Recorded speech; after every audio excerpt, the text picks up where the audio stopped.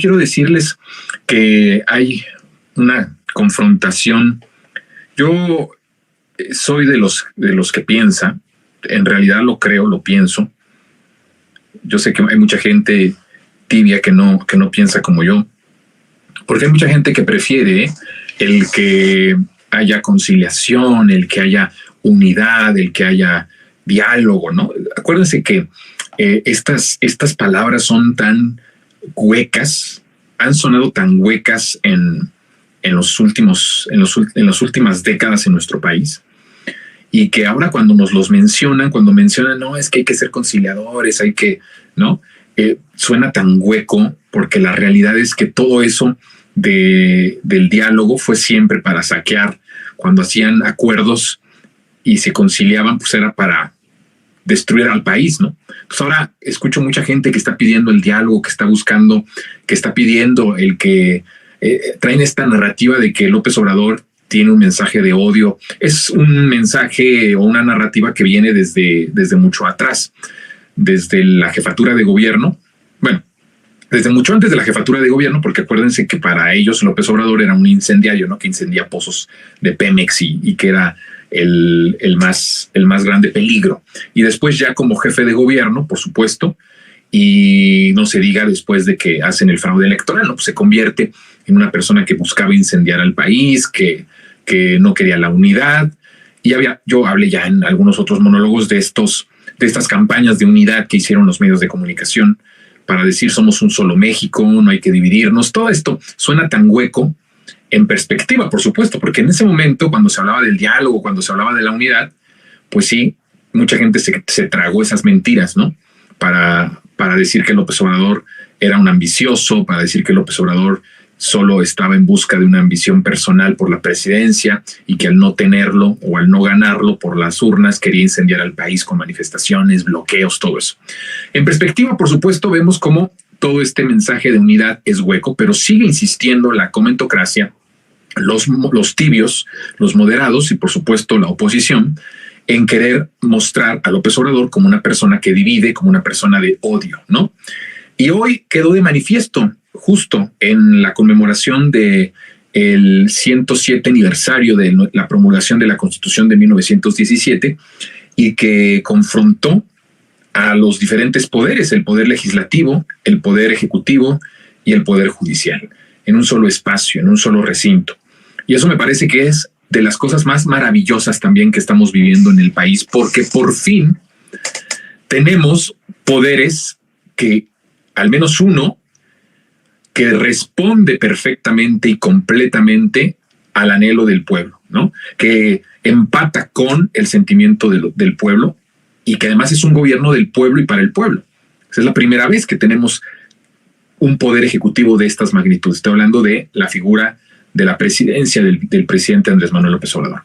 Tenemos un poder legislativo con una diversidad de cuestiones, no solamente, oigan, porque en el Congreso no solamente está si uno piensa que solo es la representación del PRI, del PAN, del PRD, bueno, de los chuchorrateros, de Morena y del Verde y PT, nos equivocamos. En el legislativo también hay una representación muy diversa de delincuentes, ¿eh? O sea, hay abiertamente diputados y senadores que responden a intereses de la delincuencia organizada. Hay algunos que responden a intereses de los delincuentes de cuello blanco, y por supuesto hay muchos que responden a los intereses económicos del gran capital. Entonces hay una diversidad de intereses muy fuertes. Por eso no podemos reducir a expresión de izquierda o derecha, o a expresión del bloque de la Cuarta Transformación y el bloque de la derecha, no, hay una diversidad. Entonces, por supuesto, sigue siendo una mayoría, no calificada, pero sí una mayoría, tanto en la Cámara de Diputados como en la de Senadores, el bloque progresista. Pero existe una diversidad de intereses, que muchos de ellos son intereses ilegales, intereses anticonstitucionales e intereses de la delincuencia. Entonces, tenemos por vez primera un poder que completamente responde al interés del pueblo, que es la presidencia de López Obrador. Y por el otro lado ya hablamos del legislativo, tenemos a un poder judicial, que es un poder judicial que hemos hablado aquí muy podemos decir, muy fluido y ampliamente de cómo el Poder Judicial es el poder que representa al crimen organizado y que representa a los intereses extranjeros y a los intereses económicos nacionales y extranjeros, pero por supuesto a esos intereses particulares. El Poder Judicial está tomado por la delincuencia organizada, está tomado por los intereses económicos, no solo nacionales, vuelvo a repetir, sino transnacionales. Entonces, es la primera vez que tenemos a uno de esos poderes que se sale de la dinámica, que se sale de la hegemonía y que por primera vez representa al pueblo. ¿Qué significa esto? Pues que hay una confrontación. Por eso los que dicen debe haber conciliación y diálogo entre los tres poderes, me parece que no están entendiendo nada de estos tiempos, ni tampoco están entendiendo nada de la transformación. El poder ejecutivo por primera vez se transforma en un poder emanado del pueblo, que sirve al pueblo, que todas las políticas que promueve, que ejecuta, algunas que promueve porque no es como muchos también tratan de decir que es el poder omnipotente, ¿no? Es el todopoderoso, pues no. Hay algunas cosas que puede ejecutar dentro del marco legal y el marco constitucional, y hay algunas cosas que no puede ejecutar y entonces propone, y entonces el legislativo dispone, pero el Poder Judicial es el que aún cuando hay una mayoría legislativa lo echa para atrás, ¿no? Entonces, claramente hay una confrontación porque los otros dos poderes responden a intereses totalmente ajenos a el pueblo. Y de estos tres hay uno solo que sí responde al interés y al deseo, a los anhelos del pueblo de México, que es la presencia de Andrés Manuel López Obrador. Por eso hay una confrontación. Y hay mucha gente que le tiene mucho miedo a toda esta cuestión de la confrontación. No les gusta la confrontación. Y yo creo que es muy importante. Yo he dicho que el proceso de transformación es ante todo un proceso de confrontación. Eso es lo que yo sostengo. No puede haber transformación sin confrontación. No puedes convivir con todos esos poderes que representan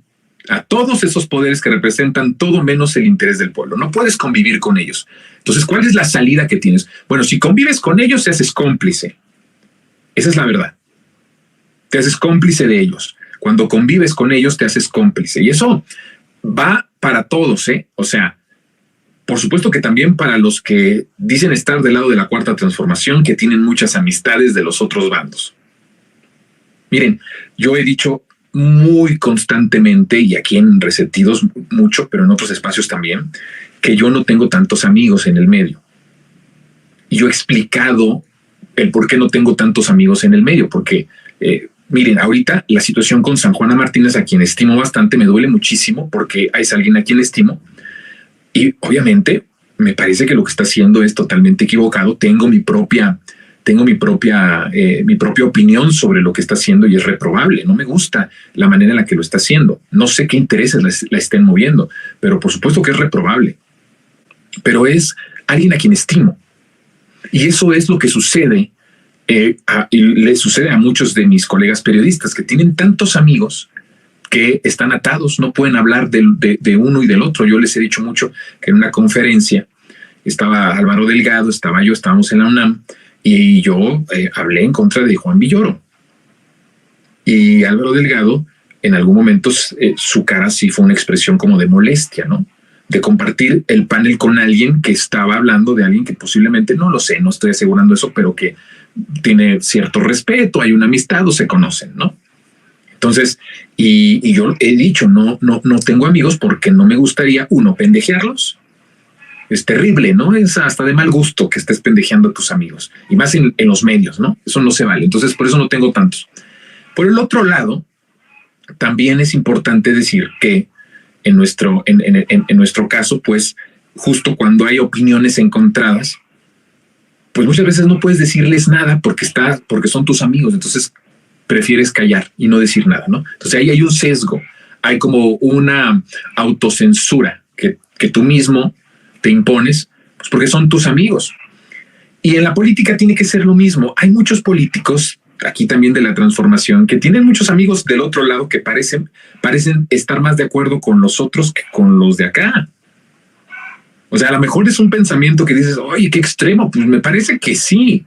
Me parece que hay momentos. ¿Usted cuándo ha visto que López Obrador convive con personajes del antiguo régimen? O sea, no hablando ahorita como presidente, estoy hablando en toda su carrera. ¿Cuándo? Miren, cuando tuvo relación con Felipe Calderón, que yo creo que sí ha sido con el delincuente más temido, más terrible, con el que incluso se ha estrechado su mano, ha sido con Felipe Calderón, y lo hizo en su condición institucional, no porque le gustara estar ahí. Si usted se da cuenta, el presidente López Obrador tiene además un marco muy interesante de amistades y un marco muy interesante de convivencia. O sea, no es un político tradicional, pero en toda la extensión de la palabra. El presidente ha sido una persona que a lo largo de su vida sí ha huido o ha evitado este tipo de reuniones con personas, ¿no? De convivir con personas, de que en el discurso son contrarios, pero en lo íntimo son amigos y hasta se carcajean o conviven, ¿no? Entonces el presidente López Obrador es como una especie de un fundador de una nueva política. López Obrador es el fundador de una patria nueva, así va a quedar en la historia como el fundador del México moderno.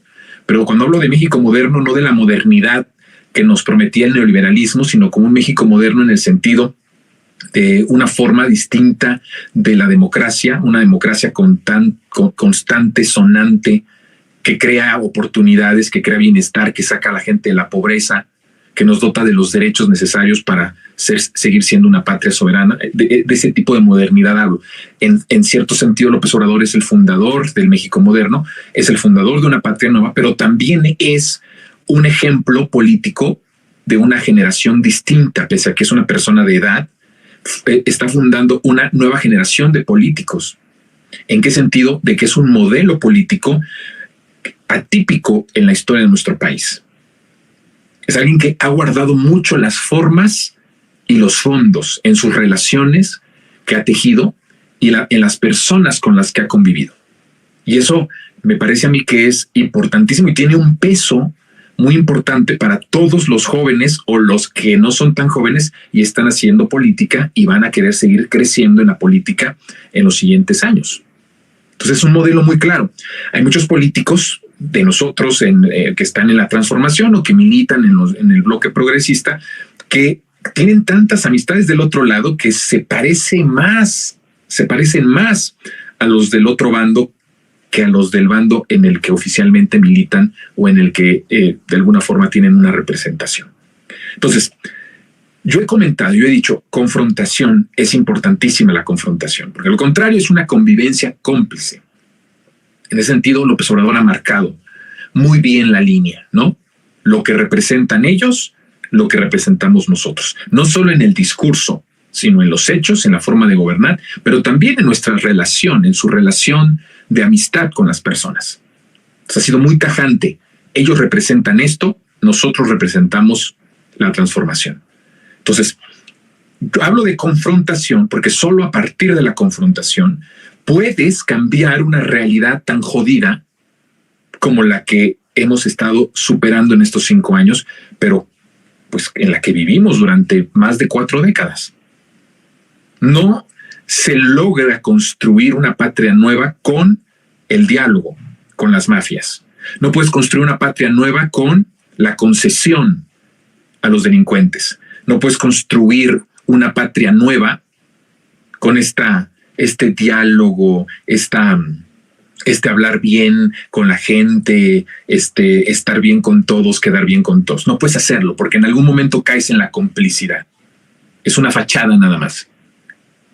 Entonces, esta transformación tuvo que ser desde el inicio de una manera de confrontación. El presidente empieza gobernando confrontando. ¿Cuál es la primera forma, el primer ejemplo de confrontación? Pues ya lo he dicho, hay un monólogo de esto, ¿no?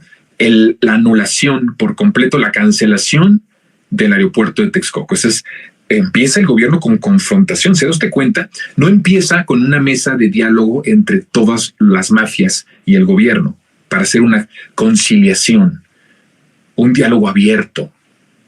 No, el presidente se reserva el derecho de admisión Y eso es importante, porque al tener un país tan jodido, imagínate tú que se hubiera puesto en sus primeros días, en sus primeros minutos como jefe del Ejecutivo, a dialogar, a reunirse y a buscar el consenso con las mafias. Pues imagínate, hubiera sido el fraude más grande de la historia. Entonces, ¿cómo inicia el presidente López Obrador el proceso de transformación? Confrontando al poder económico. ¿Cuál es otra cosa que hace el presidente que muestra una confrontación muy fuerte? Que yo creo que esta es la que ha tenido más consecuencia cuando termina el pacto nacional que había con el crimen organizado, ¿no? El crimen organizado, desde Calderón, se sentó en la silla presidencial, operaba desde Los Pinos. A partir de este momento, incluso en la cuestión física, ya no está en Los Pinos, ahora se encuentra en Palacio Nacional. Y ya no hay ahí en Palacio Nacional un inquilino que sirviera o que fuera parte del negocio del crimen organizado. Entonces, hay muchas más, hay muchos más ejemplos, pero doy estos dos. Bueno, podemos agregarle un tercero para ir introduciendo al tema central del monólogo, que es también el poner una línea muy clara entre cómo iba a ser la relación del gobierno con los medios de comunicación. Entonces, podemos decir que también hay muchos más, pero pongamos estos tres ejemplos que son ilustrativos. El primero con el poder económico, ¿no? Ya hay un monólogo que tiene toda una explicación de esto. Confrontación con el poder económico, nacional y extranjero. Aquí manda el pueblo y ya no manda los intereses económicos. La segunda confrontación, que yo creo que es una de las confrontaciones más fuertes y más violentas, pues yo decía que esto es algo pedagógico, ¿verdad? Yo explicaba que cuando nosotros tomamos el poder, por eso yo digo el asalto popular. Ellos nos asaltaban siempre. Ahora fue el pueblo el que asaltó su sistema, el que asaltó su régimen para establecer una patria nueva. Qué maravilloso es esto, ¿no? Entonces, por eso hablo de confrontación, hablo de violencia, hablo de asalto popular y hablo de que las confrontaciones son violentas. Las confrontaciones nunca son pacíficas. Hay siempre ánimos muy fuertes. Entonces, la confrontación es una violencia, no puede ser una confrontación en donde tú digas, nos agarramos de la mano o nos acariciamos, nos damos cariñitos. No, la confrontación no es eso. Al poder económico. Después, al crimen organizado, muy violenta, se rompe el pacto. Ya no existe, ya no es el presidente de la República el jefe criminal del país. Al romper ese pacto, rompe el negocio, rompe toda la estructura de seguridad que estaba al servicio de los cárteles de la droga, rompe todas las líneas de transportación que tenían campo abierto, que tenían vía abierta para que pudieran operar. Recuerden que una de las cosas que hace Felipe Calderón